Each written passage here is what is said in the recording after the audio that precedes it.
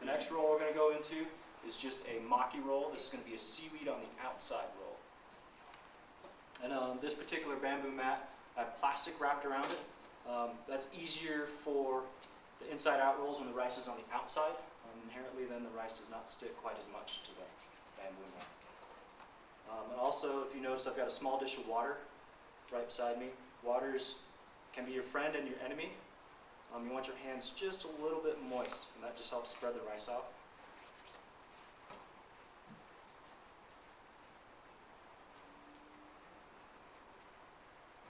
For this particular roll, we're going to go off the wall of traditional,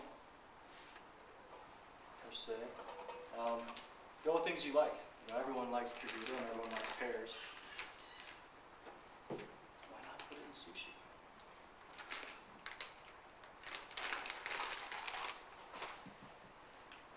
And again, all of this stuff, able to get at City Market. The only thing I was not able to get at City Market was the fresh wasabi. Here on the table, we've got two different kinds of wasabi. One's a fresh and one's just the powder that you normally see. The powdered is mostly just a horseradish powder, whereas the fresh is a fresh grated root. The only place that I know that you can get it right now is Pacific Farms out of Oregon. But I highly recommend it. It's more flavorful, less heat.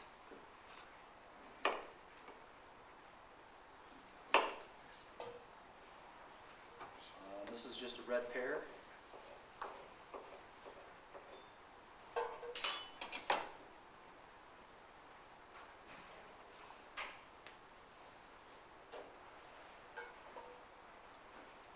This is why we need a mirror. We need a mirror. One of the trickier things is when you actually roll it, less is more. You don't want to shove a bunch of ingredients into the roll. It usually just won't fit.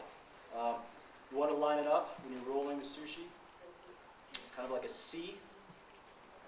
And this way, you probably can't see this. Feel free to stand up.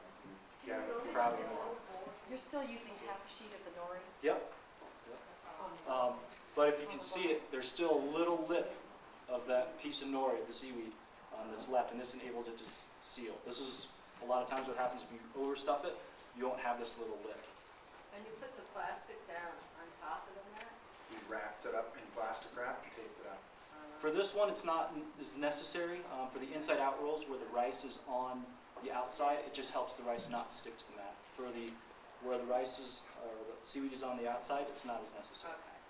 Okay. Do you always use the half sheets nori?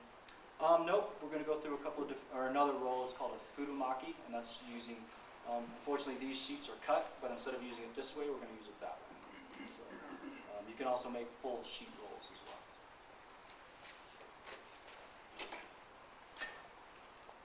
When you're cutting, it helps just to have a little bead of water on your knife, and that again just helps the knife not stick to the rice. So that's what you did. You dipped it in the water and held it upright and let it run off. Mm-hmm. Very nice. Actually, this burrito is kind of tough.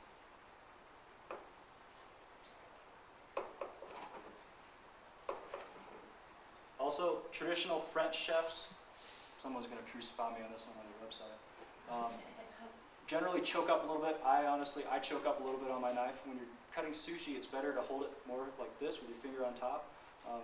This enables you to make a more straight cut, or a straighter cut. If you're holding like this, you have a tendency to force a little bit more to the left or a little bit more to the right. Also, most traditional Japanese knives are single-sided on their blade, so they only have a one-sided blade. And that way you can just go straight down. What's the traditional number of pieces per roll?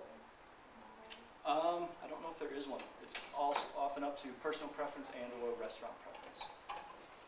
What do you like to do?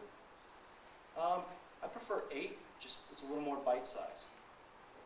Whereas 6 can be quite the mouthful.